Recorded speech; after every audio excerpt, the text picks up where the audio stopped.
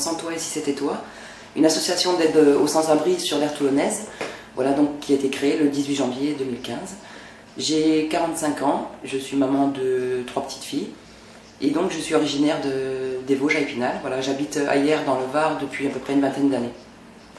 Voilà, sinon parallèlement à l'association Sans Toit et Si C'était Toi, je suis aussi responsable de l'antenne de Toulon de Action Froid, donc Action Froid Toulon-PACA.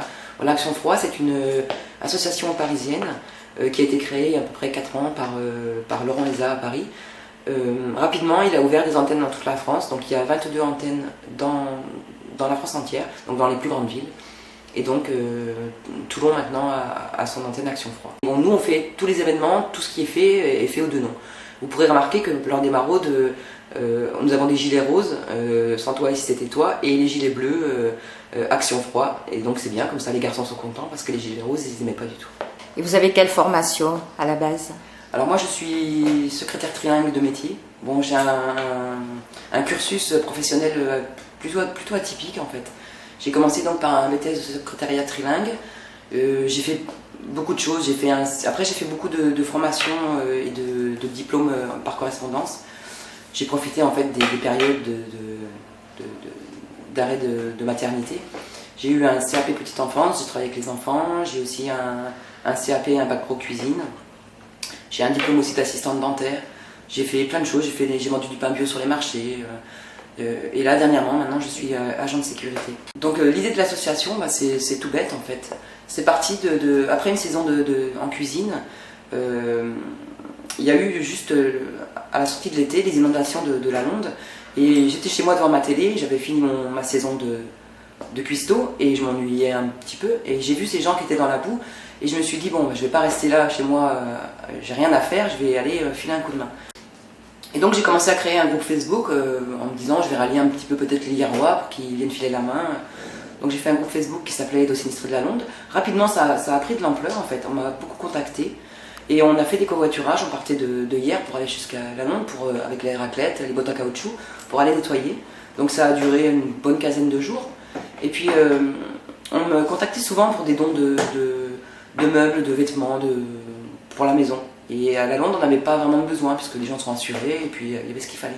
Et un jour, je suis arrivée sur Toulon, c'était l'hiver, il faisait froid, et j'ai croisé des sans-abri comme ça, qui étaient à peine vêtus.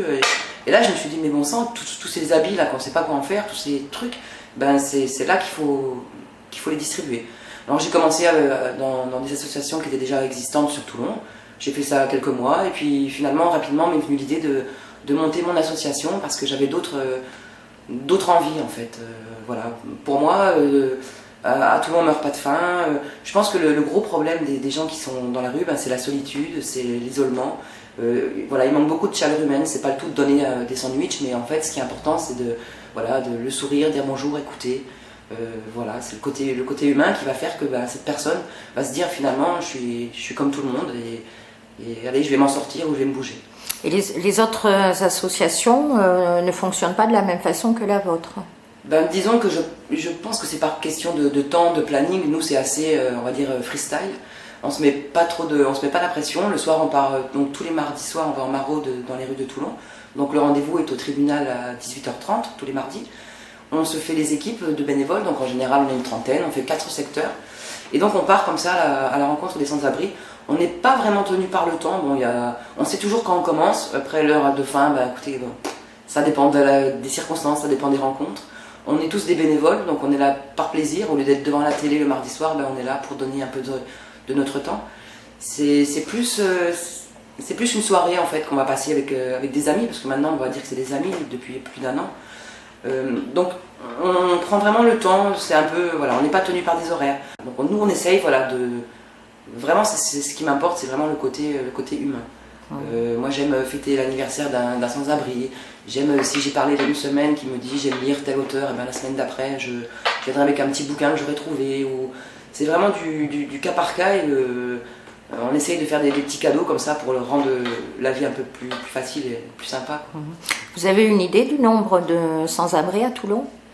Je pense qu'il y a à peu près 200 abris et personnes en squat ou dans les rues. Et donc vous n'êtes que des bénévoles, il n'y a pas de permanent chez vous? Voilà, non, nous sommes vraiment que des bénévoles et nous fonctionnons sans subvention d'État. Voilà, moi je trouve ça très important.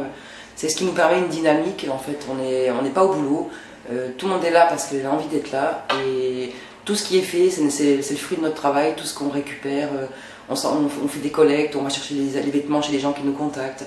On fait des manifestations pour récupérer un peu d'argent pour pouvoir s'autofinancer. Voilà, c'est vraiment la base, c'est on donne, voilà, on donne. Et bon, donner, c'est recevoir, comme disait l'abbé Pierre. Je crois que vous avez un projet de bus itinérant. En fait, depuis un moment, nous avons la chance de travailler avec Carrefour Mayol. Nous récupérons donc les invendus tous les samedis matins. Donc une grosse quantité de produits frais, entre 500 et 700 kilos. Donc c'est que du frais, de la viande, des légumes, des fruits. Rapidement, on s'est quand même rendu compte, on s'est dit mais qu'est-ce qu'on va faire de rôti de bœuf pour des gens qui sont dans la rue, c'est pas adéquat. Alors on a fait une distribution alimentaire où on va servir en priorité les sans-abri. On a toujours des salades, des sandwichs, du fromage, des trucs qui peuvent comme ça prendre pour la journée. Et on a étendu ça après aux personnes en grande précarité, les RSA. Voilà, on a fait un système de cartes en fait. Les bénéficiaires ont le droit de venir chez nous jusqu'à maximum 400 de quotient familial. Voilà, donc on a beaucoup maintenant, on a à peu près une centaine de bénéficiaires chaque samedi matin.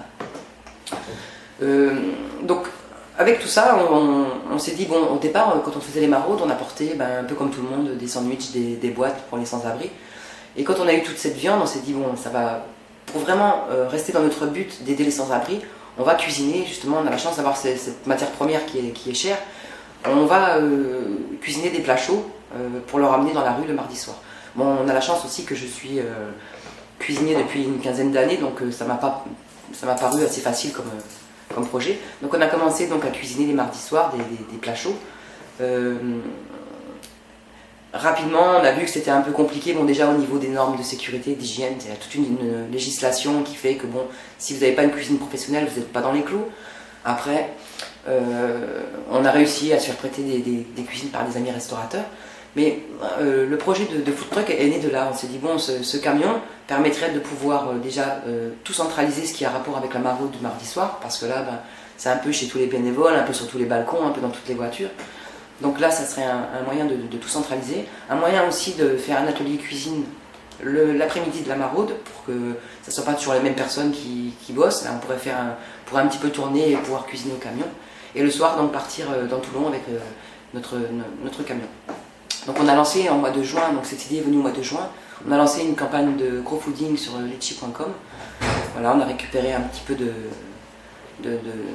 d'argent et on a eu la chance aussi d'avoir beaucoup d'associations du Var qui ont fait des manifestations à notre profit. Grâce à la soirée Salsa Solidarité qui s'est passée en début février, on a pu réunir la totalité des fonds souhaités pour le camion. Et donc là, bonne nouvelle, on a acheté un camion pizza. On va pouvoir le sortir dans les rues de Toulon. Donc ce food truck s'appellera Comme à la maison. Parce que c'est vraiment toujours le concept de notre association. C'est vraiment, les moments partagés avec nous, on aimerait qu'ils se sentent un peu comme chez eux. D'ici un mois, je pense, aller pour fin mars. Voilà. On aurait aimé donc pouvoir le faire marcher, c'est déjà au plus gros de l'hiver. Encore que, Dieu merci, on n'a pas eu un hiver très rude. Mais bon, c'est comme ça, il fallait le temps de réunir les fonds, c'est quand même un gros investissement. Mais voilà, ça va rouler, quoi. Donc le concept, ça va être de préparer à manger, de distribuer dans la rue et de s'installer un peu. Voilà. C'est un peu comme si je les invitais chez moi à faire une soirée. Par contre, chez moi, j'ai pas de place, donc voilà, ça sera au camion comme à la maison. Et vous allez circuler sur Hyères, un peu aux alentours de Toulon, ou vous allez rester sur Toulon? Non, on est sur l'aire toulonnaise, donc on étend aussi un petit peu à Saint-Jean, Mourillon. Voilà, sur Hyères, à la base, je voulais agir sur Hyères étant hyéroise, mais je me suis rendu compte qu'en fait, il n'y avait pas de quoi. Voilà, sur Hyères, si vous rencontrez 300 abris, c'est le bout du monde en fait. Je me suis renseignée, c'est une politique un peu de la ville, c'est comme ça, il y a des municipalités qui font peut-être un peu le ménage plus que d'autres.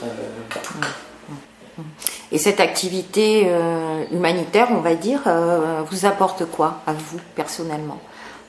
Eh bien, en fait, je pense qu'il y a un moment dans notre vie où on en a marre de se regarder le nombril et enfin, vous savez, quand on est jeune, on aime se faire plaisir, on aime, voilà. Après, on a des enfants, ben, on bascule tout sur les enfants.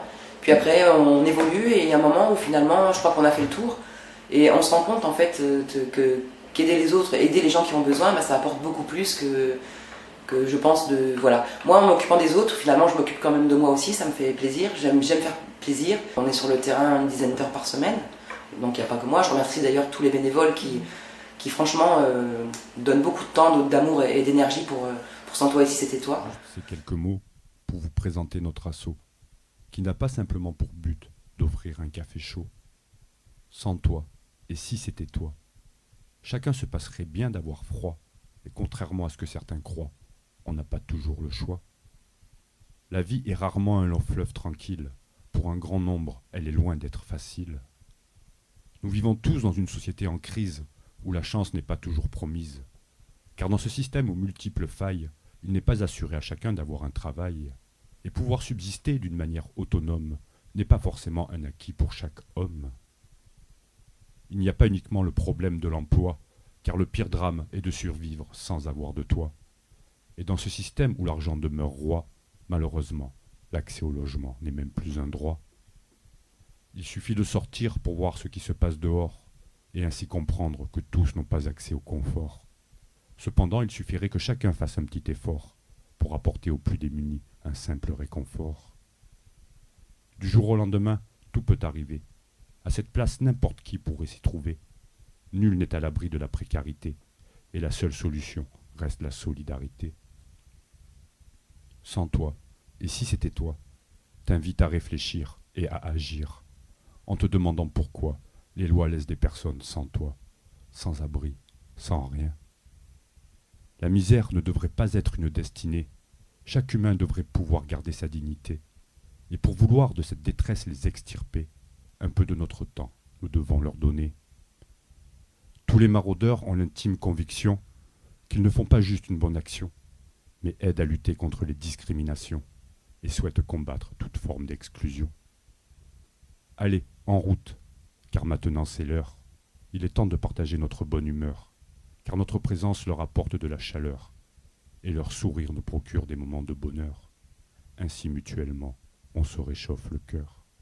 Ainsi mutuellement, on se réchauffe le cœur.